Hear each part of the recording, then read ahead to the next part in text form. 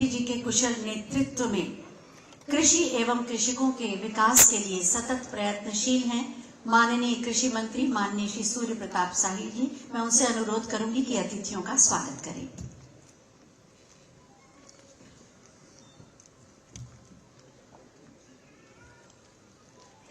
उत्तर प्रदेश की राजधानी में आज राज्य स्तरीय गो आधारित प्राकृतिक खेती के 2 दिवसीय कार्यशाला के उद्घाटन के अवसर पर यहां उपस्थित हमारे मुख्य अतिथि के रूप में गुजरात के महामहिम राज्यपाल आचार्य श्री देवव्रत जी,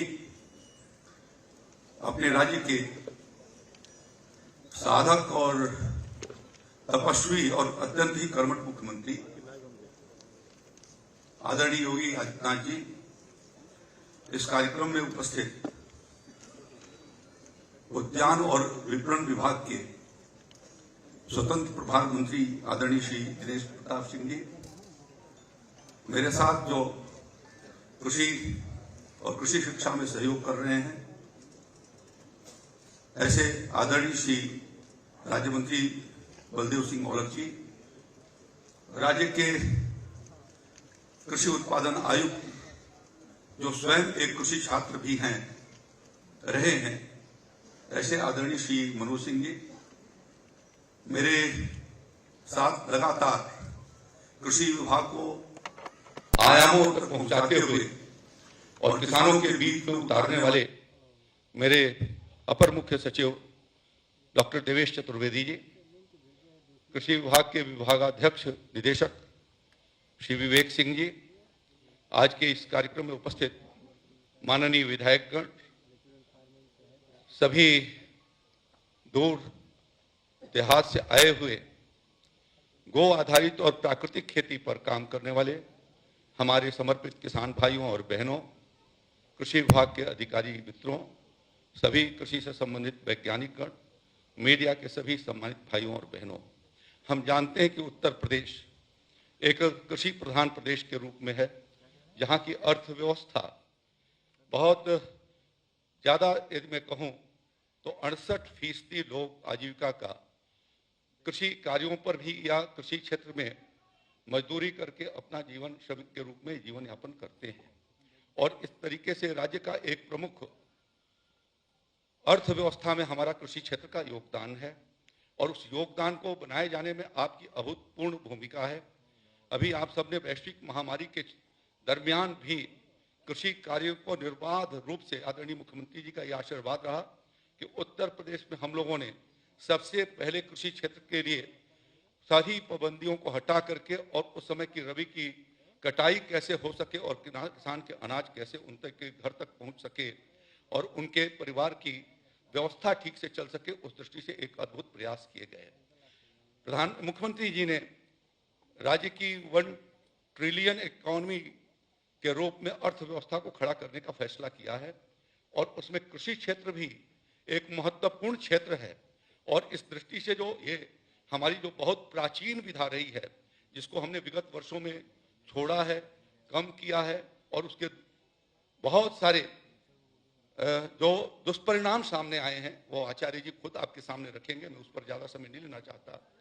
लेकिन यह जो नई विधा हम यहाँ पर वो आधारित प्राकृतिक खेती की कर रहे हैं, वो किसान की अर्थव्यवस्था को ताकत देगा, उनकी लागत को घटाएगा, साथ साथ में मृदा, जल और वायु का जो प्रदूषण, पर्यावरण को जो प्रभावित हो रहा है, आज आप देख रहे हैं कि ग्लोबल वार्मिंग को लेकर के जो जलवायु असंतुलन हुआ है, पूरा देश ही नहीं दुनिया उसकी भोगी हो रही है और उसके पीछे रासायनिक खाद भी और रासायनिक पेस्टिसाइड भी उसके कारण है।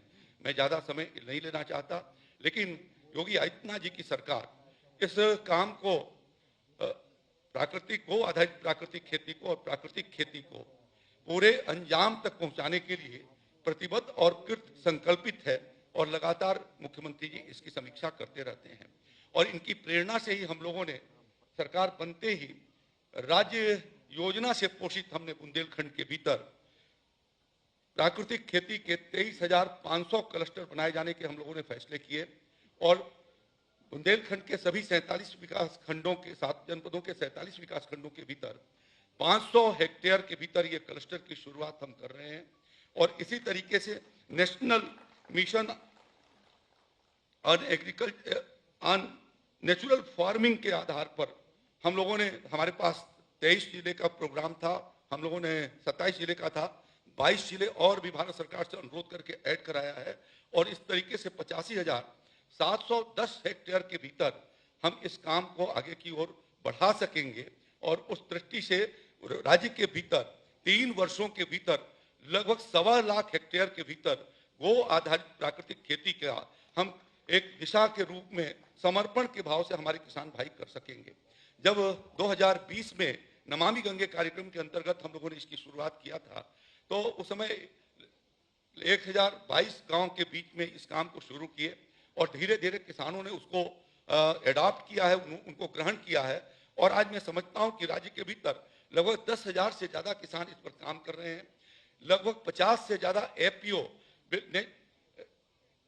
बिल्कुल डेडिकेटेड, वो सिर्फ जो है नेचुरल फार्मिंग पर काम कर रहे हैं, प्राकृतिक खेती के आधार पर काम कर रहे हैं। और धीरे धीरे उन्होंने अपना पैकेज बनाना, ब्रांडिंग करना, ग्राइंडिंग करना और एक तरीके से उसको मूल्यवर्धन करते हुए कैसे लोगों तक पहुंचाया जा सके, इसकी व्यवस्था किया है। माननीय मुख्यमंत्री जी की प्रेरणा से हम लोगों ने 3 लैब राज्य के भीतर स्थापित कर रहे हैं। वाराणसी, लखनऊ का लैब तो संचालित हो गया है, जहां पर आपके उत्पादों की जांच की जा सकेगी।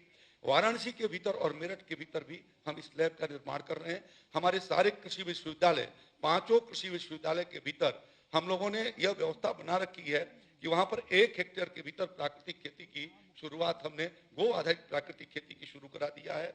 सभी कृषि विज्ञान केंद्रों पर, जो राज्य के 89 कृषि विज्ञान केंद्र हैं, जिसमें आईसीआर से चलने वाले भी और एनजीओ के भी कृषि विज्ञान केंद्र हैं, वहां पर भी इस काम को हम लोगों ने शुरू कराया है। और साथ साथ में हमारे जो कृषि फार्म है राज्य के, सभी बड़े कृषि फार्मों पर 1 हेक्टेयर के भीतर और छोटे कृषि फार्मों पर 1 एकड़ के भीतर इस काम को करके और हम लोगों ने उसको आगे बढ़ाने की दिशा दिया है। मैं आदरणीय आचार्य जी को अपनी ओर से बहुत हृदय से नमन करना चाहता हूं। आपका जो प्रेरक उद्बोधन होता है वो किसानों को बहुत प्रेरित करता है और इस दिशा में काम करने में हमको बहुत सहूलियत होगी। आपने बहुत अपने व्यस्ततम समय में से मेरी मुख्यमंत्री जी से चर्चा हुई और उन्होंने कहा कि आप आचार्य जी से बात कर लो। और मैं चाहता हूं कि दुर्गा पूजा के पहले इस कार्यक्रम को, नवरात्र के पहले इस कार्यक्रम का शुभारंभ किया जा सके। और आप उस समय गोवा में थे, मैंने आपसे प्रार्थना किया और आपने तुरंत उस पर सहमति दिया। साथ साथ में मुझे ये कहा कि इसके प्रति राज्य सरकार को बहुत अच्छे तरीके से प्रशिक्षण करके और किसानों को प्रेरित करना होगा, सतत प्रशिक्षण का। यदि आप ये कहते हो तब हम आपके राज्य में आएंगे। मुझे खुशी है कि उन्होंने हमारे ऊपर भरोसा किया, उन्होंने समय दिया। मैं अपनी उत्तर प्रदेश की राजधानी लक्ष्मणपुरी में आपका हृदय से अभिनंदन करता हूं और आपने जो समय दिया है उसके लिए आभार प्रकट करता हूं। माननीय मुख्यमंत्री जी को भी मैं अपनी ओर से बहुत ही धन्यवाद ज्ञापित करना चाहता हूं कि आज भी उनका कार्यक्रम बाहर लगा हुआ है। कल भी वो बाढ़ पीड़ित क्षेत्रों का, बाढ़ग्रस्त क्षेत्रों का उन्होंने दौरा किया। साथ साथ में नगरीय निकाय की दृष्टि से कैसे पूंजी निवेश बढ़े उस पर आकर के आपने संगोष्ठी किया और उसके बावजूद भी हमें आपने अपना बहुमूल्य समय दिया है। इसके लिए हम आपके आभारी हैं। हम आपके कृतज्ञ इसलिए हैं कि जब कभी भी किसानों की बात आई है, बाढ़ की बात हो, सूखा की बात हो, इस साल के सूखा की बात हो, जब कभी भी हम गए, उन्होंने उदारता पूर्वक एक तरीके से भगवान विष्णु की तरह से उदार होकर के जब भी मैं गया हूं उसको उन्होंने उस किसानों के लिए कभी किसी प्रकार की कमी को नहीं छोड़ा है। और आज भी इस कार्यक्रम के उपस्थित हैं। कल 25 सितंबर को पंडित दीनदयाल उपाध्याय जी के जयंती पर कालिदास मार्ग पर एक कार्यक्रम होने वाला है कृषि विभाग का, उसमें भी आपने समय दिया है। तो ये किसानों के प्रति कितना उनका लगाव है ये उसका द्योतक है। मैं ज्यादा कुछ न कहते हुए अपने इन दोनों मान्य अतिथियों का हृदय से स्वागत, अभिनंदन करता हूं और आपसे विनम्र प्रार्थना करता हूं कि आप सभी, ये कार्यशाला 2 दिवस तक की है और आज भी चलेगी, कल रहमान खेड़ा में चलेगी। तो आप इसको धैर्यपूर्वक करेंगे और इसको जितना ज्यादा आप सीख करके जाएंगे उतनी सुविधा आपको होगी। राज्य सरकार मार्केटिंग के दृष्टि से भी व्यवस्था कर रही है, मुख्यमंत्री चर्चा करेंगे। इन्हीं शब्दों के साथ मैं आप सबका, किसान भाइयों का दूर दूर से आए हुए सभी किसान भाइयों का, माननीय अतिथियों का स्वागत करते हुए अपने अधिकारियों और कर्मचारियों और वैज्ञानिकों को भी धन्यवाद देते हुए कि कम समय में उन्होंने इस कार्यक्रम का आयोजन किया, मैं हृदय से अभिनंदन करते हुए अपनी बात समाप्त करता हूं। बहुत बहुत धन्यवाद। धन्यवाद माननीय, महत्वपूर्ण जानकारी देने के लिए। शिक्षाविद और आर्य समाज के प्रचारक रहे माननीय राज्यपाल माननीय आचार्य देवव्रत जी को सुनना बहुत ही गहन अनुभव देता है और साथ ही गौ आधारित प्राकृतिक खेती को अपनाने की प्रेरणा भी। ऐसे कृषि ऋषि माननीय आचार्य देवव्रत जी से मैं अनुरोध करूंगी कि आज के इस सुअवसर पर गो आधारित प्राकृतिक खेती पर अपना बहुमूल्य व्याख्यान देने की कृपा करें। आप सबकी जोरदार तालियों के अभिवादन के साथ।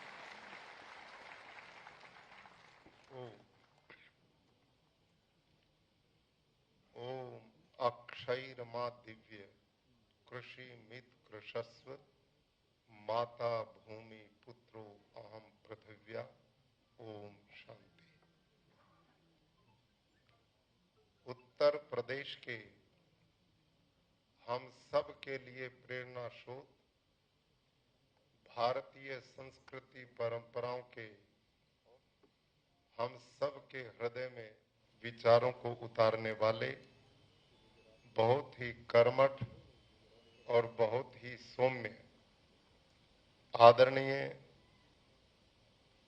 योगी आदित्यनाथ जी, मुख्यमंत्री उत्तर प्रदेश, आदरणीय श्री सूर्य प्रताप शाही जी, माननीय कृषि मंत्री उत्तर प्रदेश, माननीय श्री दिनेश प्रताप सिंह जी, राज्य मंत्री उद्यान, माननीय श्री बलदेव सिंह औलख जी, कृषि मंत्री उत्तर प्रदेश, माननीय श्री मनोज कुमार सिंह जी, कृषि उत्पादन आयुक्त उत्तर प्रदेश, माननीय डॉक्टर दिनेश चतुर्वेदी जी, अपर मुख्य सचिव कृषि उत्तर प्रदेश, आदरणीय श्री विवेक कुमार जी, कृषि निदेशक उत्तर प्रदेश, उपस्थित सभी आदरणीय अधिकारीगण, कृषि वैज्ञानिक, कृषि विश्वविद्यालयों के कुलपति महोदय और मेरे हार्दिक स्नेह के पात्र किसान भाइयों और बहनों, आज मुझे अपार प्रसन्नता है कि आदरणीय मुख्यमंत्री जी के नेतृत्व में, कृषि मंत्री जी के सहयोग से और पूरा प्रशासन इस प्रकार के कई कार्यक्रम कर चुका है और माननीय मुख्यमंत्री जी की हार्दिक इच्छा है कि उत्तर प्रदेश का किसान समृद्ध हो, उन्नत हो, खुशहाल हो। और वो तरीका आज रासायनिक खेती के विकल्प के रूप में यदि कोई है तो वो प्राकृतिक कृषि है। इस संबंध में 3-4 बार मेरा उत्तर प्रदेश में आना हो चुका है और हर बार मैं देखता हूं कि इस प्रदेश में निरंतर प्राकृतिक खेती के प्रति हमारे किसान भाई बहनों का रुझान भी बढ़ रहा है। आप सबकी जानकारी के लिए भारत के यशस्वी प्रधानमंत्री श्रीमान नरेंद्र मोदी जी, उन्होंने निर्णय ले लिया है कि अब समय आ गया है कि जब हमने प्राकृतिक खेती के मिशन को बढ़ाना ही होगा। नान्य पंथा विद्यते अनाय, अब कोई दूसरा विकल्प इसका बचा नहीं है। आप इस बात को अच्छी तरह समझते हैं। कल 2-3 दिन से जो उत्तर भारत में इतनी भारी वर्षा हो रही है, क्या आपने 4-5 साल पहले ऐसा कभी देखा था? ये जो कुछ हो रहा जलवायु परिवर्तन, ग्लोबल वार्मिंग का ये स्पष्ट संकेत आ चुका है और ये हमारे देश में नहीं, सारी दुनिया।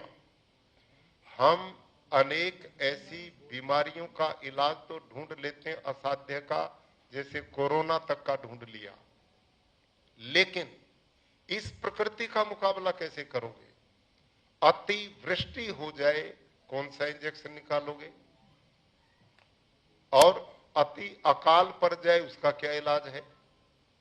बर्फ अति हो जाए या बिल्कुल ना हो, ये जो प्राकृतिक आपदाएं हैं, इसका सबसे बड़ा कारण है कि हम प्रकृति से इतनी छेड़छाड़ कर चुके हैं कि अब प्रकृति ने अपना विकराल रूप धारण कर लिया है, और यदि नहीं संभले तो आने वाला समय और भी घातक होने वाला है।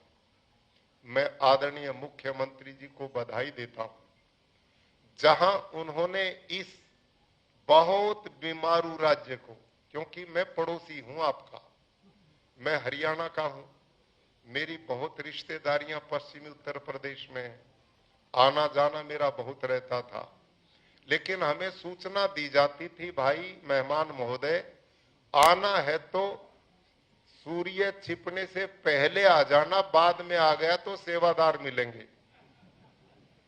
ऐसे वहां के स्लोगन थे। तो मैं कई बार आश्चर्य में होता था। ऐसी ऐसी घटनाएं मैंने प्रैक्टिकल देखी पश्चिम उत्तर प्रदेश में।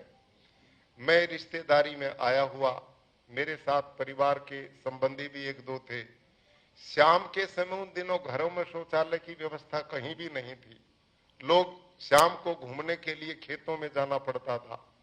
तो हम इस इंतजार में थे कब अंधेरा होगा और हम बाहर की ओर घूमने जाएंगे, और मैं अपने साथी के साथ कहा चलो अब घूमने चलते हैं।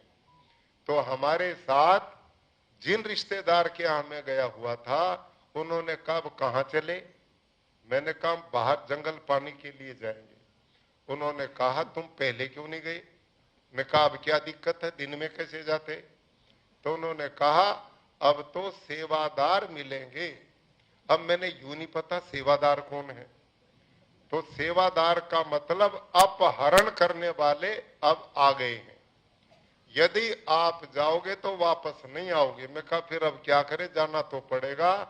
4-5 आदमी लठ वाले बुलाए, तब हमारे को बाहर लेकर गए। ये था उत्तर प्रदेश।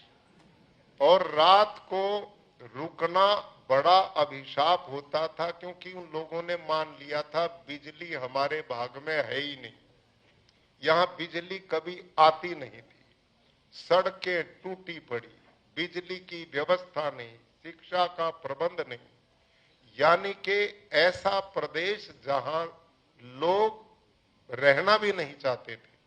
कई तो हमारे रिश्तेदार करनाल पानीपत में उन्होंने जगह लेकर के अपने घर बना लिए।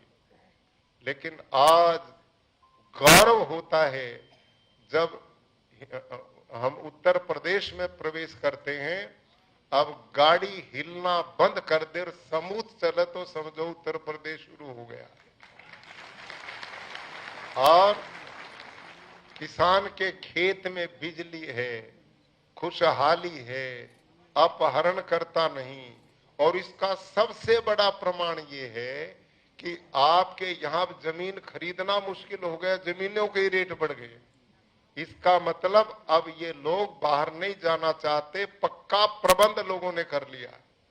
तो कितनी सुव्यवस्था एक महान व्यक्ति की इच्छा शक्ति का परिणाम बन सकती है। अरे 70 साल के बीमारू प्रदेश को एक महान व्यक्तित्व अपनी इच्छा शक्ति से, विल पावर से 5 साल में एक आदर्श राज्य में बदल सकता है। मैं इसके लिए माननीय मुख्यमंत्री जी, उनकी पूरी टीम को और आप सबको बधाई देता हूं।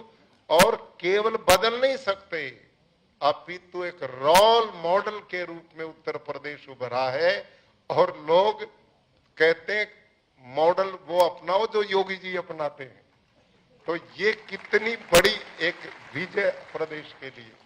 तो मैं एक बात समझ पाता हूं कि महाराज जो काम लेते हैं उनका उद्देश्य कोई राज करना तो है नहीं, उनका उद्देश्य कोई दूसरी सोच है नहीं। वो तो केवल इस प्रदेश और मानवता की सेवा के लिए है, पूर्ण समर्पण है। आप और हमारी तरह अलग पीढ़ियों का प्रबंध की जरूरत नहीं है।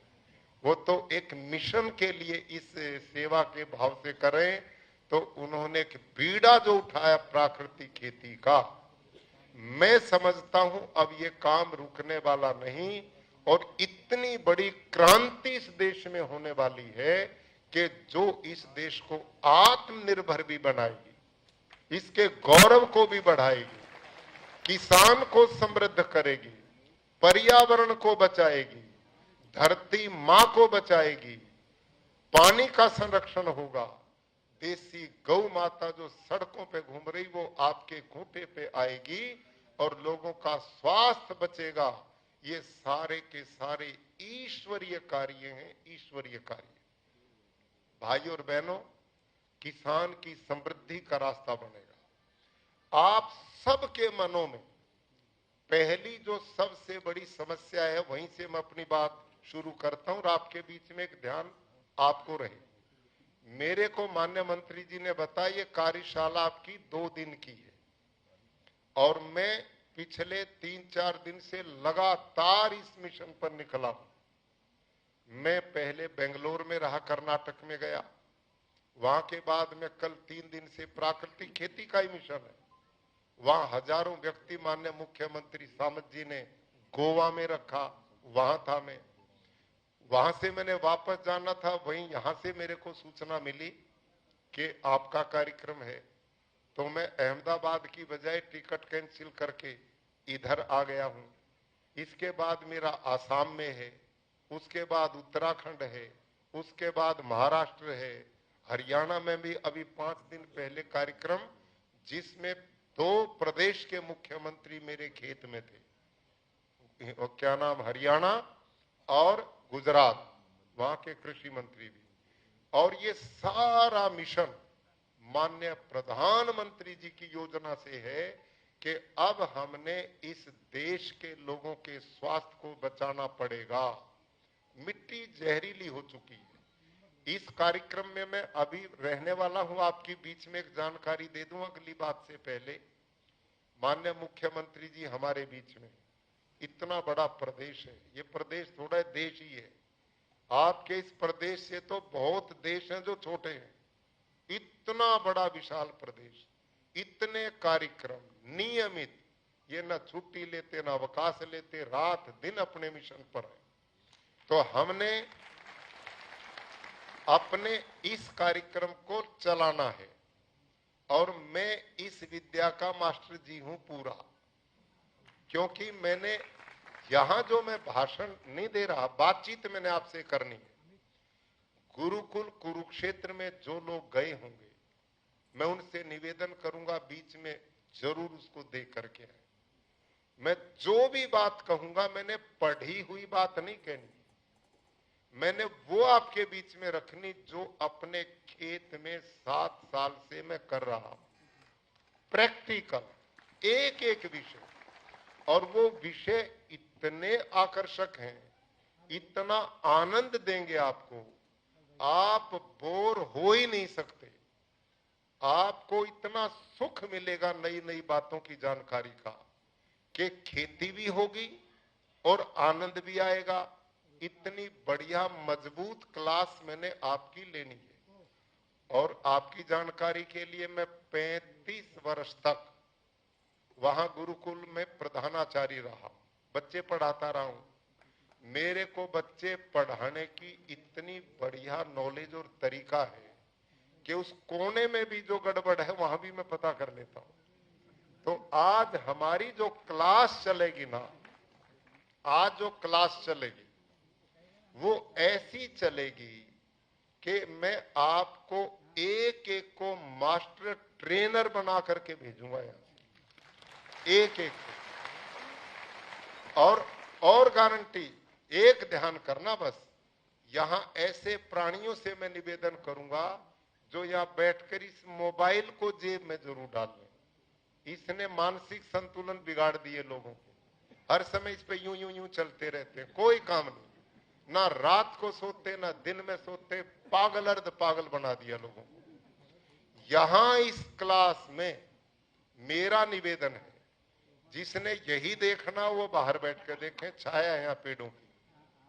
लेकिन यहां बैठ करके इस क्लास में देखो कितना प्रयास हमारे प्रशासन ने किया, माननीय मुख्यमंत्री जी, कृषि मंत्री जी ने आप सबसे संपर्क किया, इतनी दूर से घर छोड़ के आप आए हो, समय आपने दिया और यहीं इसमें उलझे रहे तो क्या फायदा लोग। इसलिए मेरा निवेदन है कि माननीय मुख्यमंत्री जी बहुत व्यस्त हैं, अगले कई कार्यक्रम हैं। हमारा उनसे निवेदन है कि वो अपने कार्यक्रम को कैंसिल ना करें, वो अपना व्यवस्था में बीच में जाएंगे और उसके बाद दोबारा मैं जो आऊंगा ना आपके बीच में, वो ऐसी चर्चाएं करेंगे कि आपको मैं गारंटी लेता हूं अपनी क्लास की, एक हाथ नहीं दोनों हाथ खड़े करके आप ये कहेंगे कि हमने अब तक जो नुकसान किया है, प्रकृति का विनाश किया है, भगवान की व्यवस्था को तोड़ा है, अब हम ये पाप नहीं करेंगे। मैं विश्वास के साथ कहता हूं, आराम से बातचीत करनी है। मैं खुला समय लेकर के आया हूं और 2 दिन की कार्यशाला, तो इसमें मैं चाहता हूं कि कोई प्रश्न आपका अछूता ना रहे, आपके मन के सारे संदेह समाप्त होने चाहिए। आपका सबसे बड़ा संदेह पता क्या है? अब ध्यान करो, आपका सबसे बड़ा संदेह यह है कि यदि रासायनिक खेती छोड़ के हम इस प्राकृतिक खेती में आएंगे तो हमारा उत्पादन घटेगा। हाँ या ना? बोलो भाई, मेरी क्लास में चुप नहीं बैठना है ना, सबका प्रश्न ये।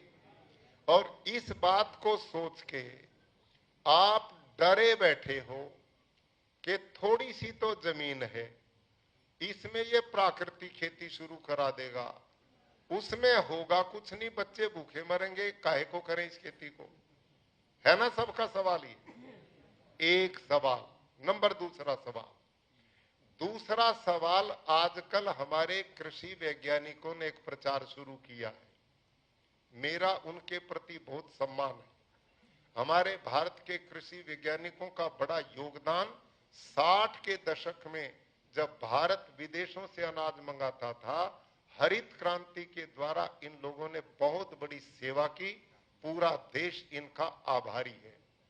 लेकिन जिस दिशा में अब हम निरंतर बढ़ रहे हैं, अब यूं ही बढ़ते रहे तो खतरे से खाली भी नहीं, आज हमने बदलना पड़ेगा। और ये उदाहरण आजकल क्या दे रहे वो भी ध्यान करो कि श्रीलंका ने जैविक खेती शुरू की, भूखे मर रहे हैं। श्रीलंका ने जैविक खेती की, भूखे मर रहे हैं। ये आचार्य जी वाली खेती करी तो यही हालत इस देश का होगा। ये भी दिमाग में है कि नहीं बात? ये भी है ना? अब इन दोनों का समाधान आपके ध्यान में, दोनों का समाधान।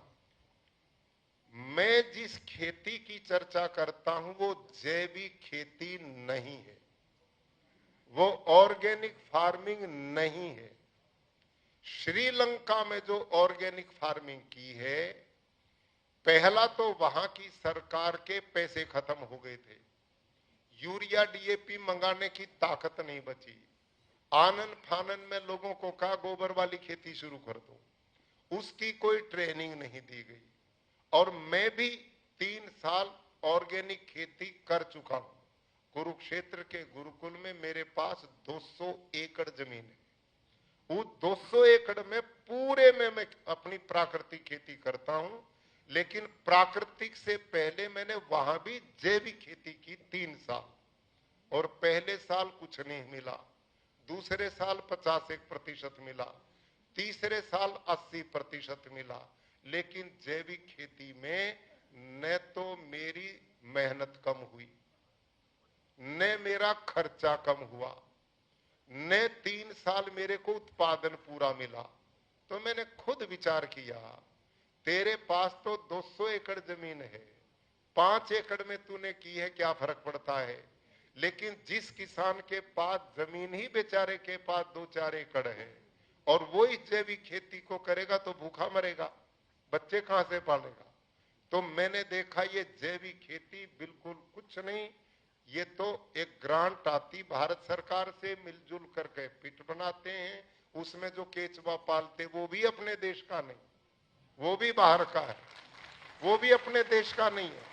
और वो केचुआ कैसा है, वो 26 डिग्री ऊपर टेम्परेचर चला जाए तो मर जाता, 6 से नीचे आता तो मर जाता। मिट्टी वो खाता नहीं, जमीन में छेद बनाता नहीं, केवल गोबर खाता है। शरीर से हैवी मेटल छोड़ता, बीमारियों को जन्म देता है। और उस पिट में महीनों तक उसको छानते रहो, बदलते रहो, लेबर लगाओ, खेत में डालो तो खरपतवार की भरमार पैदा होती है। फिर किसान लेबर में जुटा रहता है, उसके खर्चे कम नहीं होते। और ये साइंटिफिक ढंग से जो आपकी जैविक खेती है उसमें रिसर्च है वैज्ञानिक की कि भारत के खाद्यान्न भंडार को 2 फसल मुख्य रूप से भरती हैं। एक है गेहूं, एक है धान। और इन दोनों फसलों में भरपूर फसल लेने के लिए 1 एकड़ में 60 किलो नाइट्रोजन चाहिए। बोलो भाई मेरे पीछे कितना? 60 किलो नाइट्रोजन चाहिए यदि आपने 1 एकड़ में धान और गेहूं की फसल भरपूर लेनी है तो। अब वो 60 किलो नाइट्रोजन पूरा करना तो बाजार में जाओ, यूरिया का बैग ले आओ, उसमें डाल दो तो पूरा हो जाएगा। बड़ा सरल तरीका। लेकिन यदि जैविक तरीके से आपने वो 60 किलो नाइट्रोजन पूरा करना है तो अब इसको ध्यान से सुनना किसान भाई। साइंटिस्ट की रिपोर्ट है, agriculture university Hisar, agriculture university Ludhiana के वैज्ञानिक की, कि 1 टन गोबर की खाद में 2 किलो नाइट्रोजन है। ध्यान करो, 1 टन गोबर की खाद में 2 किलो नाइट्रोजन। और हमें कितना नाइट्रोजन चाहिए? 60 किलो। तो इसका मतलब 1 एकड़ में 300 क्विंटल गोबर की खाद पड़ेगी तो 60 किलो नाइट्रोजन पूरा होगा और उत्पादन पूरा मिलेगा। अब इतने किसान भाई बैठे हैं, आप सबसे मैं पूछता हूं, किसान पर एकड़ 300 क्विंटल गोबर की खाद चाहिए, कितना पशुधन चाहिएगा? 18, 20, 30 पशु चाहिए कि नहीं? अब 1 एकड़ में किसान बच्चे पालेगा या 20-30 गाय पालेगा? ये संभव है? इसी का परिणाम है कि 30-40 साल से भारत और राज्य सरकारें जैविक खेती को प्रमोट कर रही हैं, लेकिन पूरे देश में कोई सफल मॉडल जैविक खेती का आज तक नहीं बन पाया। क्यों नहीं बन पाया? क्योंकि ये संभव ही नहीं है, ये अवैज्ञानिक है। और इतना ही नहीं, जब 300 क्विंटल 1 एकड़ में गोबर की खाद पड़ेगी तो उसमें मीथेन जैसी गैसेज बनेगी जो आकाश में जाकर ग्लोबल वार्मिंग को जन्म देंगी। मैं ये मानता हूं कि रासायनिक खेती से भी ज्यादा ग्लोबल वार्मिंग के लिए जैविक खेती जिम्मेदार है, वो इससे भी ज्यादा जिम्मेदार है। ये बिल्कुल सत्य है। और महंगी भी ज्यादा है। महंगी कैसे? आप उसमें लिखा है उन साइंटिस्ट ने कि 60 किलो नाइट्रोजन के लिए 300 क्विंटल गोबर की खाद चाहिए। यदि आप 300 क्विंटल गोबर की खाद नहीं दे सकते तो वही काम 150 क्विंटल वर्मी कंपोस्ट में भी हो जाता है। ध्यान करो, यदि आप पालतू केचुआ जो विदेशी केचुए से वर्मी कंपोस्ट बनाते हैं वो 150 क्विंटल में 60 किलो नाइट्रोजन हो जाता है। लेकिन हमने फिर हिसाब लगाया कि ये जो वर्मी कंपोस्ट है 150 किलो कौन सा थोड़ा है, उसमें 30 पशु चाहिए, इसमें 15 पशु चाहिए। 15 पशु क्या 1 एकड़ में पल सकते हैं? ये भी असंभव है। नंबर 2, अब जो लोग बाजार में बेचते हैं इस वर्मी कंपोस्ट को 20 रुपए किलो बेचते हैं। क्यों साहब? 20 रुपया किलो वर्मी कंपोस्ट को बेचते हैं और 1 एकड़ में चाहिए वो 150 किलो। 20 रुपए किलो के हिसाब से 150 किलो कितने रुपए का बैठा? क्यों जी? 30,000। तो 30,000 ये तो यूरिया डीएपी से महंगा हो गया। हुआ कि नहीं हुआ? तो ये जैविक खेती जो है ये उससे भी महंगी है। और इसमें इतना जब गोबर की खाद पड़ती है तो खरपतवार को खेत से निकालना संकट है। ये है जैविक खेती। और इस जैविक खेती में मल्चिंग की कोई व्यवस्था नहीं, इस जैविक खेती में एक समय मल्टी क्रॉप की कोई व्यवस्था नहीं, इसमें वाष्पा निर्माण की कोई व्यवस्था नहीं। पर्यावरण खराब ये हो जाता है। तो इतना समझो कि जो श्रीलंका में खेती हुई है वो ये खेती हुई है। अब इसका डर बैठा करके आपको कहते हैं कि ये मत करना, नहीं तो श्रीलंका की हालत होगी। अब ये डर नहीं रहना चाहिए ना आपके मन में। मैं जो चर्चा आपके बीच में करूंगा वो है विशुद्ध प्राकृतिक खेती। वो प्राकृतिक खेती क्या है? वो आप जंगल में गए हैं भाई लोगों? बोलो जी। बहुत समझदार और बुद्धिमान आज छात्र हैं मेरे सामने। आप जंगल में गए हैं ना? जंगल में आप जाइए और आप देखिए जंगल के पौधे को यूरिया कौन देता है, डीएपी कौन देता है, कीटनाशक कौन देता है, और समय पर फलों से पौधा लद जाता है। और जंगल के किसी भी पेड़ के पत्ते को तोड़ो और लेबोरेटरी में ले जाओ, एक भी तत्व की उसमें कमी नहीं मिलेगी। जब प्रकृति पूरे जंगल में हर पौधे का संरक्षण, संवर्धन और परिपूर्णता देती है, तो जो जंगल में नियम काम करता वो मेरे खेत में क्यों नहीं होना चाहिए? इसका नाम प्राकृतिक खेती है। ये प्राकृतिक, ये नियम हमारे खेत में आना चाहिए और ये नियम मेरे खेत में आ चुका है। आप मेरे साथ 200 एकड़ खेत को देखो, जो नियम जंगल में वही मेरे खेत में है।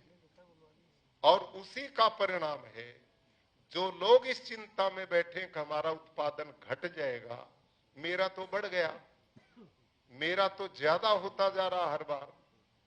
जब मैंने जैविक ये अपने बंजर खेतों में, जो मेरे खेत छोड़ के लोग भाग गए थे, मैंने आधा खेत लीज पे दिया था, ठेके पे, भाड़े पे दे रखा था। 200 एकड़ में आधे में मैं खेती करता था, आधे को मैंने दूसरे किसानों को दिया था। वो छोड़ के भागे थे खेत के, तुम्हारे खेत में कुछ नहीं होता, मेरा खर्चा भी नहीं निकलता, ना जमीन पानी पीती है, थोड़ी बारिश होती फसल गल जाती है। उस खेती में मैंने जब रिसर्च के साथ उसका सैंपल भेजे मैंने लैब में मिट्टी के, तो रिपोर्ट क्या आई? उनका ऑर्गेनिक कार्बन 0.3, 0.4 और 5 से नीचे। कृषि वैज्ञानिकों ने कहा ये जमीन बंजर है, किसानों ने ठीक छोड़ी है, इसमें कुछ नहीं होगा। बड़ी चिंता का विषय। और मैंने उसी खेत में यही प्राकृतिक खेती शुरू की जिसकी चर्चा आज मैंने आपके बीच में करनी। भाई और बहनों, पहले ही साल 15 अप्रैल को वो लोग, 15 अप्रैल 2017 को उन्होंने मेरे खेत छोड़ दिए। 100 एकड़ जमीन 6 लोगों ने बो रखी थी, छोड़ के चले गए। और 15 जून 2017 को मैंने उसमें धान लगाया। 5 क्विंटल प्रति एकड़ मैंने घन जीवामृत दिया, हर पानी के साथ जीवामृत का स्प्रे किया। और 15 दिन के बाद मैंने जीवामृत का 15 लीटर पानी में 2.5 लीटर जीवामृत मिलाकर स्प्रे शुरू किया। पहले ही वर्ष उस बंजर भूमि में मैंने 28 क्विंटल धान प्रति एकड़ में निकाला, पहले ही साल। और जो कृषि वैज्ञानिक वहां थे, केवीके वाले, वो हर महीना देखने आते थे ये हो क्या रहा, ये इतना जबरदस्त बंजर भूमि में उत्पादन कैसे हो रहा है। और वो कृषि वैज्ञानिक मेरे जो खेत के कर्मचारी थे ना, उनसे पूछते थे, ये आचार्य जी रात को तो नहीं यूरिया डलवा देता इसमें? ये पूछते थे उससे कि जी ना, बिल्कुल नहीं, आप टेस्ट करो। और परिणाम क्या हुआ? एक साल जब हो गया, मैंने 2 फसलें ली और दोनों फसलें मेरी इतनी अच्छी हुई। तो वो कृषि वैज्ञानिक, कृषि विज्ञान केंद्र के जो डॉक्टर हरिओम, डॉक्टर बलजीत सारन, उनके नाम, वो आज मेरे खेत को देखते हैं, ट्रेनर बन गए हमारे, इतने बदल गए। उन्होंने कहा भाई ये तो करिश्मा है, बंजर जमीन हमने खुद टेस्ट की, इसमें उत्पादन कैसे हो रहा। 1 साल के बाद उन्होंने फिर उसी भूमि के सैंपल सैकड़ों लेके लैब में भेजे और एक ही साल में जो मेरे सैंपल आए उनका ऑर्गेनिक कार्बन 0.6, 0.7, 0.8 तक मेरा ऑर्गेनिक कार्बन धरती का बढ़ गया। वो आश्चर्य में थे कि ऐसा हो ही नहीं सकता, हो ही नहीं सकता। 1 साल में ऑर्गेनिक कार्बन धरती का डबल हो जाए, ये कहीं भी संभव नहीं है। और मैं भी कहता हूं रासायनिक खेती वाले डबल ऑर्गेनिक कार्बन कर ही नहीं सकते। मैं सारे विश्व के कृषि वैज्ञानिकों को चुनौती देता हूं, कोई कृषि वैज्ञानिक ये सिद्ध कर दे कि यूरिया डीएपी कीटनाशक से धरती का ऑर्गेनिक कार्बन बढ़ता है तो मैं उन्हीं का प्रचार करना शुरू कर दूंगा।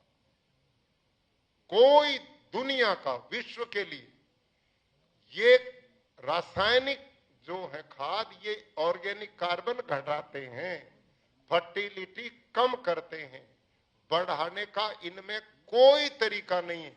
और इसी का कारण है मेरे प्यारे भाइयों, उत्तर प्रदेश के पंतनगर से जो इस समय उत्तराखंड में है, आपकी पंतनगर यूनिवर्सिटी से हरित क्रांति शुरू हुई थी। डॉक्टर नैने उस समय यहां अमेरिका से पढ़ के आए थे और बहुत ऊंचे साइंटिस्ट थे, कृषि वैज्ञानिक। डॉक्टर नैने की रिपोर्ट हमारे पास में है। वो उसमें लिखते हैं कि जब हरित क्रांति भारत में हमने पंतनगर से शुरू की तो देश की मिट्टी का हमने सैंपल टेस्ट करवाए थे। सारी धरती का ऑर्गेनिक कार्बन 2 से 2.5% था। कितना था? 2 से 2.5% था। और इस समय सारे देश की धरती का ऑर्गेनिक कार्बन 0.345 पे आके खड़ा हो गया है। ये प्रोग्रेस आपने हमने की है इन 60-70 साल में। उपजाऊ जमीन को हमने बंजर बना दिया, पीने वाले पानी को हमने बोतलों में बंद करने के लिए मजबूर कर दिया। 30 साल पहले कौन ये बोतल का पानी पीता था? कहीं भी खाल में मुंह दे पड़कर पानी पीते थे, वहीं केचुए चलते थे, वहीं पानी पीते थे। याद है कि नहीं? होता था कि नहीं? 10 फुट की रस्सी लेते थे, पानी निकालते थे। आज तो हमारे कृषि राज्य मंत्री औलख साहब कहते हैं हमारा ही वाटर लेवल 200 फुट पे चला गया। यह हालत। और मैं गुजरात में हूं, वहां का वाटर लेवल जमीन का 700, 800, 900 फुट नीचे चला गया। वहां के किसान 10 फुट की एक रस्सी बांध के बाल्टी में पानी निकालते थे। आज वो पानी धरती का निकल तो रहा है, वापस जाने के स्रोत इस यूरिया डीएपी में जो नमक पड़ता है उसने स्रोत को पत्थर बना दिया।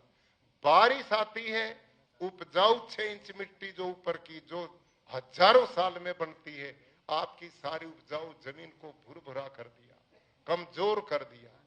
बारिश बरसती उपजाऊ जमीन को बहा करके बाढ़ में ले जाती है। आपकी जमीन बंजर, जमीन में पानी जाता नहीं, उधर बाढ़ आती है, जमीन का पानी खत्म हो गया, पर्यावरण दूषित हो गया, आपका लागत बढ़ गई, खर्चा घट गया, कर्जाई हो गई। इन सब का समाधान क्या है? उसका तरीका क्या है? इससे कैसे बचोगे? प्रमाण के साथ में साइंटिफिक एक बात आपके बीच में रखूंगा, प्रश्नोत्तर आप कर सकते हैं।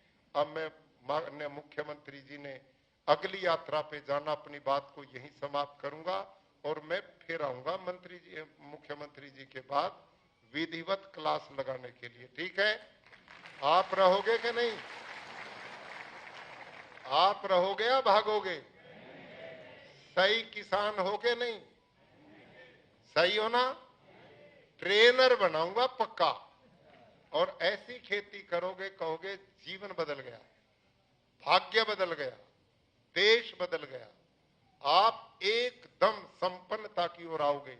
आने वाली पीढ़ियों को आप उपजाऊ जमीन दोगे, पीने का पानी दोगे, और सबको हेल्दी खाना दोगे। ये गौ माता आपके खेतों में आपको आशीर्वाद देने आ जाएगी। अनुपम चीज है। धन्यवाद।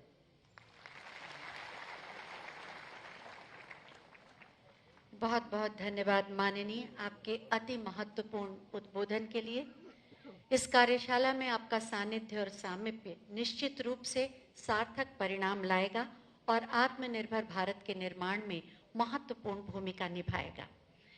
प्राकृतिक खेती विधा में उत्कृष्ट कार्य करने वाले 5 कृषकों को अब सम्मानित किया जाएगा। मैं माननीय राज्यपाल महोदय और माननीय मुख्यमंत्री महोदय से अनुरोध करूंगी कि इन्हें सम्मानित करें।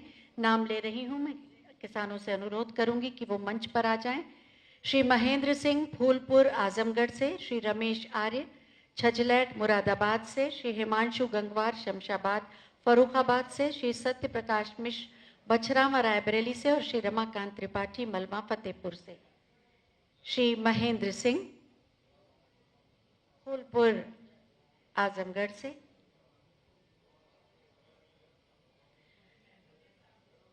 उन्हें सम्मानित किया जा रहा है और प्रशस्ति पत्र दिया जा रहा है।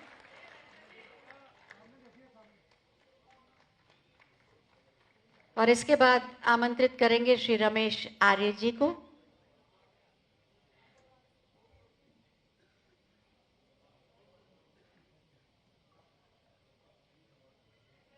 श्री रमेश आर्य जी छजलैट मुरादाबाद से। आपकी तालियों के बिना सब कुछ सूना सा लगता है।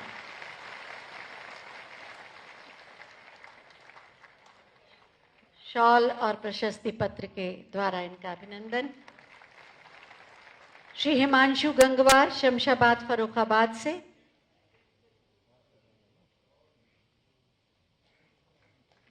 श्री हिमांशु गंगवार शमशाबाद फरुखाबाद से शॉल और प्रशस्ति पत्र के माध्यम से अभिनंदन। श्री सत्य प्रकाश मिश्र बछरावा रायबरेली से।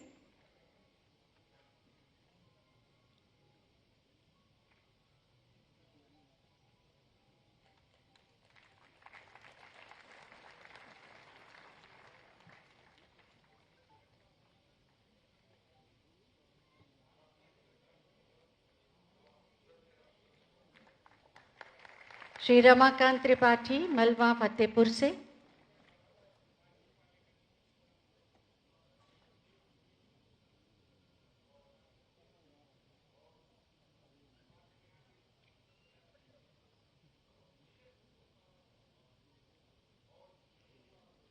श्री रमाकांत त्रिपाठी मलवा फतेहपुर से। तालियां एक बार जोरदार हो जाएं।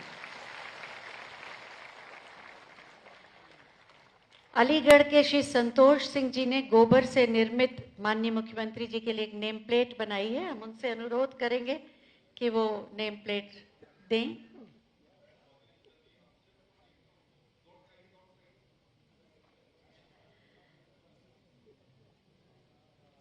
बहुत ही अनुपम और अद्भुत कृति है। गोबर से उन्होंने इस नेम प्लेट का निर्माण किया है। श्री संतोष सिंह जी अलीगढ़ के माननीय मुख्यमंत्री जी के लिए ये नेम प्लेट उसे प्रदान कर रहे हैं। जोरदार तालियां हो जाएं। कितनी सुंदर है। छायाकार बंधुओं से हम अनुरोध करेंगे कि लें। ये है नवाचार, नई सोच, जिसकी प्रेरणा माननीय मुख्यमंत्री जी सदैव देते हैं।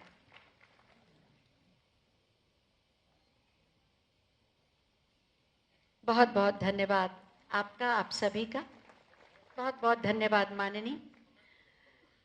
उत्तर प्रदेश को सुशासन, विकास और गरीब कल्याण के एक आदर्श मॉडल के रूप में पूरी दुनिया के सामने रखा है माननीय मुख्यमंत्री महोदय ने, जिसका आज सभी लोग अनुकरण कर रहे हैं। नई सोच और नवाचार से उत्तर प्रदेश को एक नई पहचान देने वाले माननीय मुख्यमंत्री माननीय श्री योगी आदित्यनाथ जी से बहुत ही आदर के साथ हम अनुरोध करेंगे कि आज के इस सुअवसर पर एक बार फिर हमारा मार्गदर्शन करें। आप सबकी जोरदार तालियों के प्रणाम के साथ।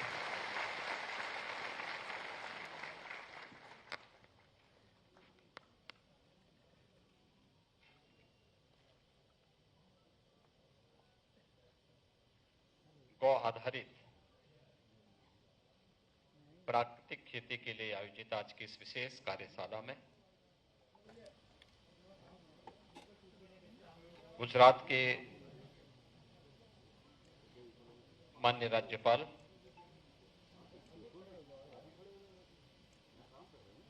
माननीय श्री आचार्य देवव्रत जी, उत्तर प्रदेश सरकार में मेरे वरिष्ठ सहयोगी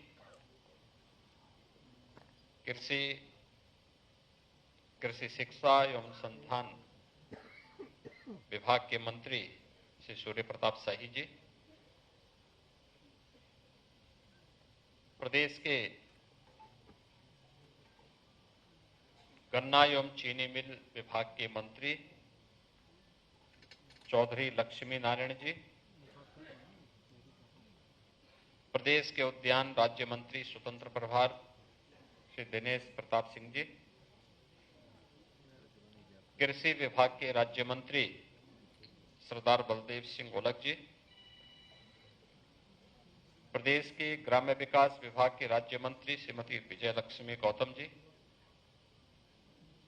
प्रदेश के कृषि उत्पादन आयुक्त श्री मनोज कुमार सिंह जी,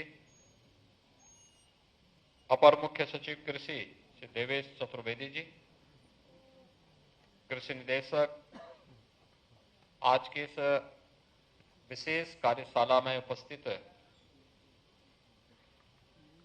प्रदेश के अंदर खेती किसानी के क्षेत्र में कार्य करने वाले,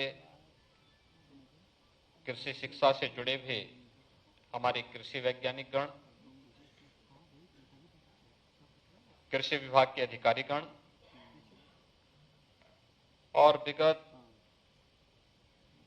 2-2.5 वर्ष से प्राकृतिक खेती के साथ जुड़े हुए हमारे सभी प्रगतिशील किसान बंधु और उपस्थित भाइयों बहनों,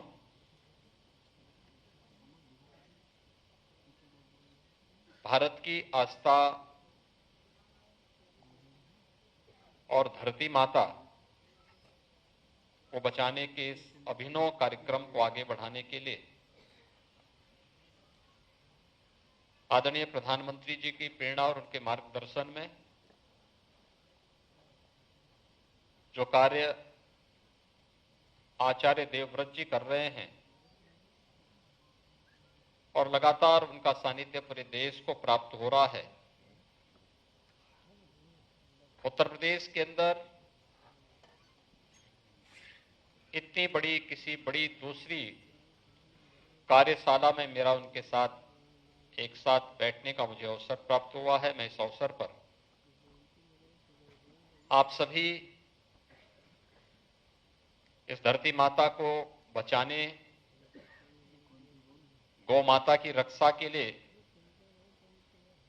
आग्रही आप सभी उपस्थित इस क्षेत्र के विशेषज्ञों, प्रगतिशील किसानों और पूरे प्रदेश वासियों की ओर से मैं आचार्य देवव्रत जी का हृदय से स्वागत करता हूं, अभिनंदन करता हूं। हमारे लिए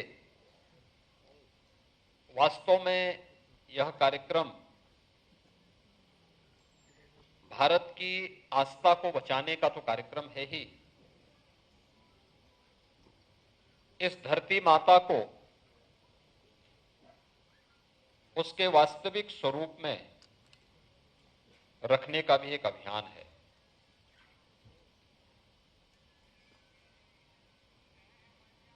हम सब जानते हैं, भारत की जब बात होती है तो भारत देश के अंदर, दुनिया के अंदर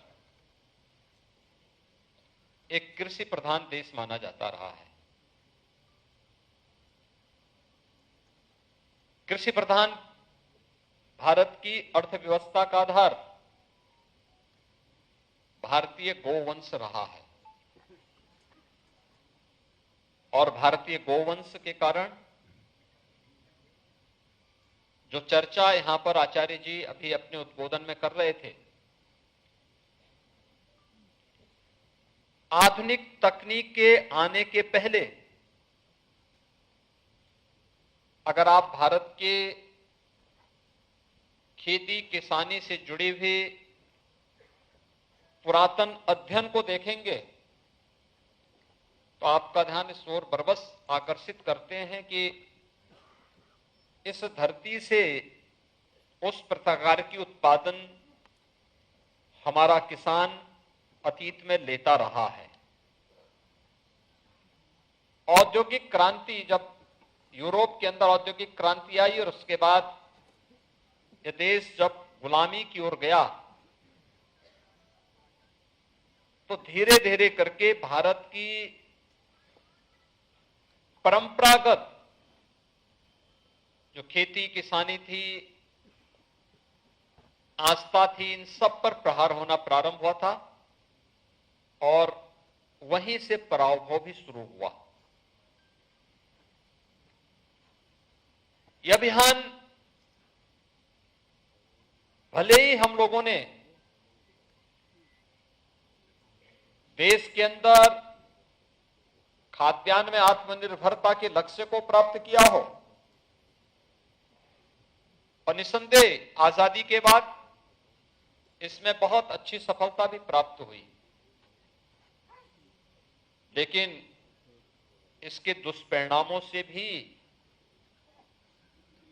हम बच नहीं पाए हैं। ग्लोबल वार्मिंग की चर्चा आचार्य जी ने की,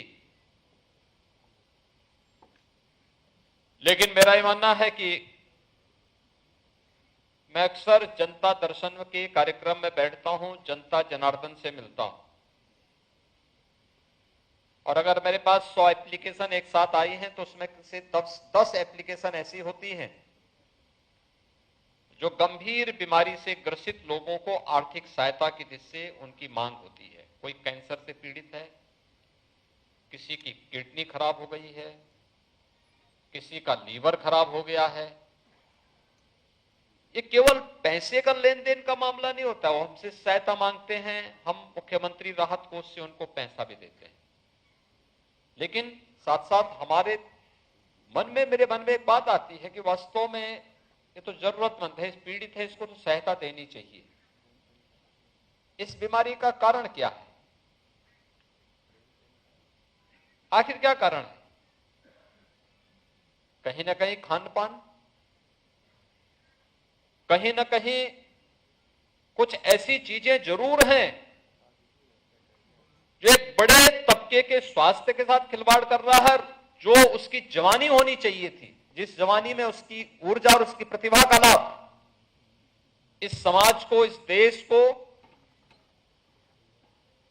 मानवता को और विश्व कल्याण के लिए मिलना चाहिए था, उस उम्र में वह समय बीमार होकर के अपने स्वयं के जीवन के साथ जूझ रहा है। यह हम सब की चिंता का विषय होना चाहिए। और उसके पीछे कारण ये वही क्रांति है जिसने खाद्यान्न में आत्मनिर्भरता के लक्ष्य को प्राप्त तो किया, लेकिन साथ साथ इन तमाम बीमारियों को भी हम सब के साथ दिया है। और उस बीमारी से बचने के लिए दो ही माध्यम हैं। एक, भारतीय नस्ल का गोवंश, इसको बचाना, और दूसरा गो आधारित खेती के माध्यम से फिर से अपनी धरती माता की उर्वरता को बढ़ा करके उस की जो वास्तविक क्षमता है, उस वास्तविक क्षमता को फिर से प्रदान करते हुए उसे सुरक्षित रखने और उसके संरक्षण में अपना योगदान देना। ये जो नया तरीका आचार्य जी ने आपके सामने अभी अपने उद्बोधन में रखा है, अभी उनका सानिध्य इसके बाद भी आपको प्राप्त होगा, ये वर्तमान को और भविष्य को बचाने का भी एक अभियान है। और हम आभारी हैं प्रधानमंत्री मोदी जी के कि उन्होंने मिशन मोड पे पूरे देश के अंदर इसे लागू किया है, गो आधारित प्राकृतिक खेती को यूनियन बजट का हिस्सा बनाया है। देश के अंदर स्वयं प्रधानमंत्री जी ने 2021 में वाराणसी से इस कार्यक्रम को पूरे देश के अंदर लागू करने के एक बृहद कार्यक्रम को अपने हाथों में लिया, और आज प्रदेश ने भी इसके साथ ही इस कार्यक्रम के साथ अपने आप को जोड़ा है। हम सब जानते हैं कि यहां पर प्रदेश सरकार ने बुंदेलखंड के 7 जनपदों में 47 विकासखंड और 11,750 हेक्टेयर क्षेत्रफल में 235 क्लस्टर बना करके गौ आधारित प्राकृतिक खेती के लिए बजट के प्रावधान के साथ साथ अनुदान की व्यवस्था भी वहां पर प्रारंभ कर दी है। यह बुंदेलखंड के लिए हमारा कार्यक्रम लागू हो चुका है। 2020 में जब आचार्य जी को कानपुर में प्राकृतिक खेती के ही एक ऐसी कार्यशाला में हम लोगों ने आमंत्रित किया था, तो उस समय हमारे सामने जो लक्ष्य था कि मां गंगा की अविरलता और निर्मलता को बचाए रखने के लिए गंगा के तटवर्ती क्षेत्रों में प्राकृतिक खेती करने, गंगा आधारित गौ आधारित नर्सरी को आगे बढ़ाए और उसको प्रोत्साहन करने, औद्यानिक फसलों को वहां पे आगे बढ़ाने के लिए हम कार्य करेंगे। और गौ आधारित इस खेती के लिए हम लोगों ने प्रदेश के सभी 47 जनपदों को भी इसके 27 जनपदों को भी इसके लिए चयन किया है, जिस पर प्रदेश सरकार ने लगभग 62,200 हेक्टेयर खेती को इसके लिए चिन्हित किया है और 1244 क्लस्टर इसके लिए हम लोग विकसित कर रहे हैं। National mission on natural farming अंतर्गत भी इसे भी हम प्राकृतिक खेती के साथ जोड़ेंगे। यानी जो नेचुरल फार्मिंग के इस कार्यक्रम के साथ भी हम लोग 23 जनपद के 39 विकासखंड में 23,510 हेक्टेयर में 470 क्लस्टर बना करके इसके प्रोत्साहन को भी हम आगे बढ़ा रहे हैं। यानी मान के चलिए कि लगभग 1 लाख हेक्टेयर खेती में प्राकृतिक खेती के कार्यक्रम को प्रदेश सरकार तेजी के साथ आगे बढ़ाने के कार्यक्रम को जब आगे बढ़ा चुकी है, तो ये मान के चलिए कि आने वाले समय में इसके लिए सरकार क्या क्या करने जा रही है। और इसके लिए हमने पहले ही कहा है कृषि विभाग को कि हमारे 4 राज्य कृषि विश्वविद्यालय हैं, इन चारों में ये जितनी भी प्राकृतिक खेती होगी इसके सर्टिफिकेशन के लिए अभी से लैब्स की स्थापना की कार्रवाई को युद्ध स्तर पर आगे बढ़ाना। पहले चरण में 4 कृषि विश्वविद्यालयों को और इसके साथ ही जितने भी 89 कृषि विज्ञान केंद्र हैं, इन कृषि विज्ञान केंद्र में भी फिर हमें इसके सर्टिफिकेशन की कार्रवाई को आगे बढ़ा करके इनके लिए बेहतर मार्केट की व्यवस्था उपलब्ध कराना। हर मंडी में ये पहले से व्यवस्था कर दी है कि प्राकृतिक खेती से जो भी अन्न हो, फल हो, सब्जी हो, ये भी जो भी उत्पन्न हो, इसके लिए एक व्यवस्था आरक्षित की जाए और उनकी बिक्री की विशेष व्यवस्था प्रारंभ की जाए, जिससे हम इन कार्यक्रमों को आगे बढ़ा सकें। भाइयों बहनों, मैं इस बात को इसलिए भी आगे बढ़ाता हूं क्योंकि मेरे लिए आस्था का विषय तो है ही, धरती माता के स्वास्थ्य को संरक्षित करने का विषय भी है। साथ साथ जब मैं नौजवानों को तमाम प्रकार की गंभीर बीमारियों से ग्रसित होते हुए देखता हूं, उस समय में लगता है कि वास्तव में इसकी प्रतिभा और इसकी ऊर्जा का लाभ लेने से हम वंचित रह गए। उसको बचाने की वे मुहिम में है। और इसीलिए मैं जब कुरुक्षेत्र के आचार्य जी के गुरुकुल में स्वयं देखने के लिए गया था, और मैंने वहां देखा है खेती कैसे होती है, पशुपालन, भारतीय नस्ल के गोवंश को कैसे उसकी उन्नत नस्ल में बदला जा सकता है, यह भी मुझे बहुत नजदीक से देखने को मिला। और यही नहीं, वहां पर औद्यानिक फसलों को भी उन्नत रूप से कैसे आगे बढ़ाया जा सकता है, यह भी मुझे बहुत नजदीक से देखने का अवसर प्राप्त हुआ है। और इसलिए मैं आप सबसे इस बारे में अनुरोध करूंगा कि इतनी बड़ी संख्या में हम सब यहां पर हैं, जब कानपुर की जो कार्यशाला हुई थी, कानपुर की कार्यशाला के बाद केवल एक कार्यशाला हो, एक औपचारिकता नहीं थी। मैं उसके बाद भी फीडबैक लेता था कि वास्तव में इस कार्यशाला में जो भी प्रगतिशील किसान आए थे या जो भी हमारे कृषि वैज्ञानिक आए थे, इन लोगों ने आगे क्या किया है। मुझे देख के बहुत आनंद की अनुभूति होती है कि उसमें से ज्यादातर लोगों ने अपने यहां प्राकृतिक खेती प्रारंभ भी किया और वे लोग ट्रेनर के रूप में अन्य क्षेत्रों में जाकर के लोगों को ट्रेनिंग देने के कार्यक्रम के साथ जुड़े हैं।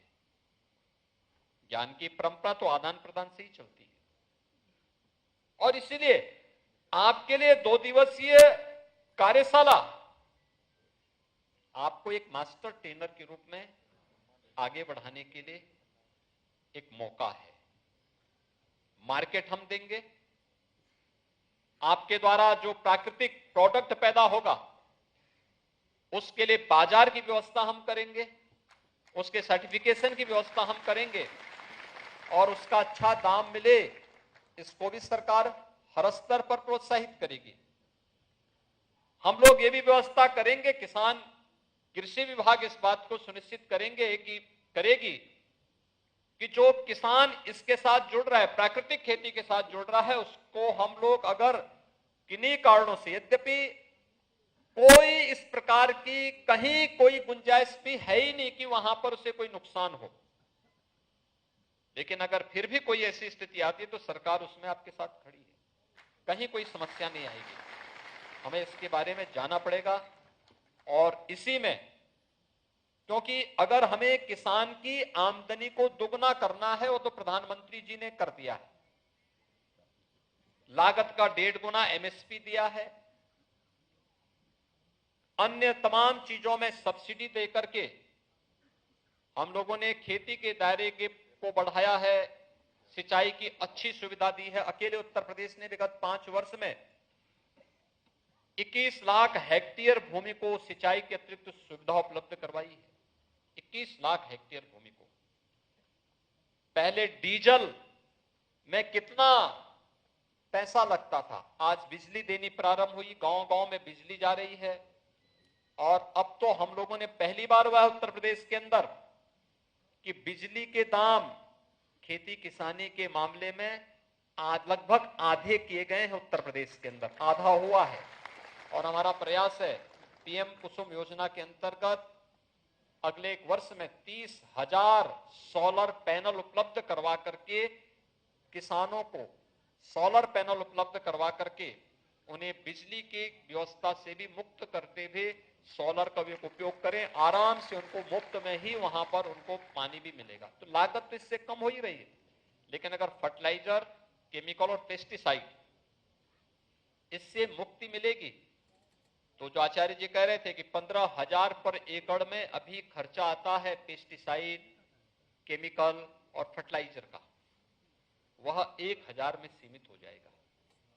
तो 14,000 का लाभ तो सीधे सीधे यही हो जाएगा। तो वह दुगना नहीं, वह तो 3 गुने 4 गुने तक आपका लाभ स्वयं ही पहुंच जाएगा। दूसरा, प्रोडक्ट देखने लायक भी होगा। ये चीजें देखने लायक होती हैं और मुझे लगता है उसका ज्ञान करना, उसका अनुभव लेना, उसके साथ जुड़ना, ये तो धरती माता के प्रति भी और प्रकृति और पर्यावरण के प्रति भी एक जागरूक नागरिक के रूप में हम सबके दायित्व को प्रदर्शित करने का एक माध्यम होगा। तो यह एक अभियान है आस्था के सम्मान का भी और धरती माता के प्रति हमारे कर्तव्यों के निर्वहन का भी एक माध्यम बनेगा। मैं आज के इस अवसर पर आचार्य जी का एक बार फिर से हृदय से अभिनंदन करता हूं। आज की इस कार्यशाला के साथ जुड़े हुए आप सभी उपस्थित भाइयों बहनों को मैं इस आधार पर आपका सबका भी अभिनंदन करता हूं कि आपने इसमें रुचि ली।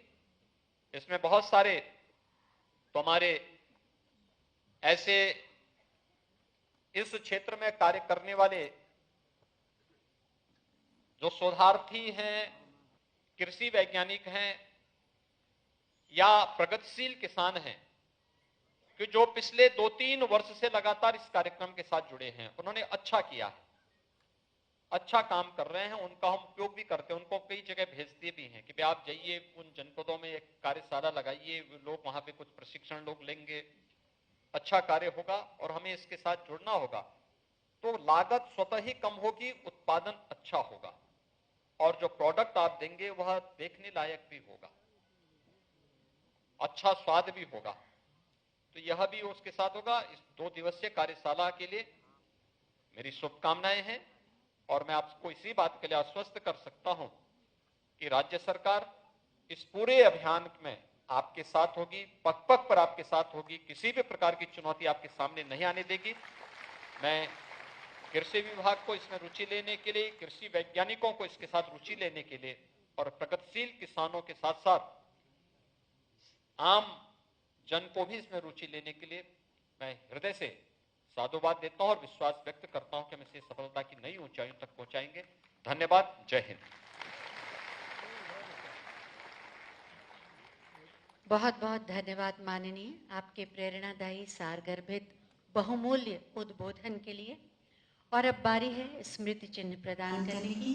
मैं माननीय मुख्यमंत्री महोदय से अनुरोध करूंगी कि ओडीओपी के उत्पाद को स्मृति चिन्ह के रूप में माननीय राज्यपाल महोदय को प्रदान करने की कृपा करें। एक कलाकृति और इत्र की सुगंध हम सबकी शुभकामनाओं के साथ आपके साथ। बहुत बहुत धन्यवाद। और अब मैं माननीय कृषि राज्य मंत्री माननीय श्री बलदेव सिंह औलख जी से अनुरोध करूंगी कि वो अतिथियों के प्रति आभार व्यक्त करें।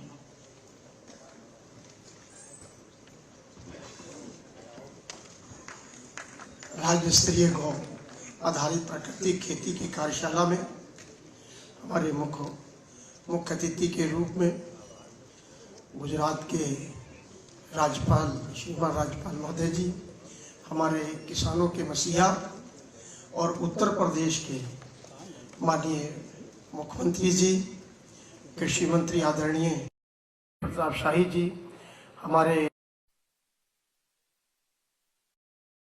चौधरी लक्ष्मी नारायण जी, हमारे उद्यान के राज्य मंत्री स्वतंत्र आदरणीय दिनेश जी, हमारे ग्रामीण विकास राज्य मंत्री बहन श्रीमती लक्ष्मी गौतम जी, कृषि उत्पादन आयुक्त आदरणीय मनोज जी, अपर मुख्य सचिव कृषि दिवेश चतुर्वेदी जी, डायरेक्टर दिनेश जी और मेरे सामने कोने कोने से आए सभी मेरे किसान भाइयों। अभी हमें माननीय राज्यपाल जी का अनुमोदन हमें इस प्राकृतिक खेती में विस्तार से हम लोगों को मिला है। माननीय मुख्यमंत्री जी ने भी विस्तार से किसानों के बारे में बात करी है। मैं माननीय राज्यपाल जी महोदय जी का समय निकालने के लिए मैं बहुत बहुत आभारी और किसानों की तरफ से और किसानों की उन्नति के लिए, किसानों की बेहतरी के लिए जो उन्होंने यहाँ पर अपना अनुमोदन दिया है, मैं उनको बार बार उत्तर प्रदेश की तरफ से, किसानों की तरफ से धन्यवाद देना चाहता हूँ। और उन्होंने ये भी कहा है कि इसके बाद भी फिर मैं आपके बीच में आऊँगा और अच्छी तरह से आपके समझाने और आपको आगे बताने का काम करेंगे। मैं माननीय मुख्यमंत्री जी को भी बहुत बहुत बधाई देना चाहता हूँ, क्योंकि जब भी कृषि से संबंधित कोई भी विषय आया, कोई भी कार्यक्रम आया, तो माननीय मुख्यमंत्री जी ने सहज ही इसको स्वीकार किया। हम माननीय मुख्यमंत्री जी के, क्योंकि मुख्यमंत्री जी का किसानों के प्रति लगाव, किसानों के प्रति आदर, किसानों के प्रति किसानों की आय बढ़ाने, दुगनी चौगनी करने का एक उनके मन में सपना है। उसके तहत कभी भी किसानों की बात आती है तो बढ़ चढ़ किसानों के मामले में हिस्सा और किसानों के बारे में सोचते हैं। मैं ज़्यादा समय ना लेते हुए कि कार्यक्रम, क्योंकि विस्तार से कार्यक्रम हो गया है, मैं सभी को आज इस कार्यक्रम में आए अन्य अतिथियों का और किसान भाइयों का, वैज्ञानिकों का, पत्रकार बंधुओं का मैं बहुत बहुत आभार व्यक्त करता हूं। धन्यवाद। बहुत बहुत धन्यवाद। आप सभी से अनुरोध है कि कृपया राष्ट्रगान के लिए अपने स्थान पर खड़े हो जाएं। समस्त गतिविधियों को विराम दे दें। राष्ट्रगान के सम्मान के लिए सम्मान पूर्वक अपने स्थान पर स्थिर होकर खड़े हो जाएं। जनगण मन अधिनायक जय हे भारत भाग्य विधाता, पंजाब सिंध गुजरात मराठा द्राविड़ उत्कल बंगा, विंध्य हिमाचल यमुना गंगा उच्चल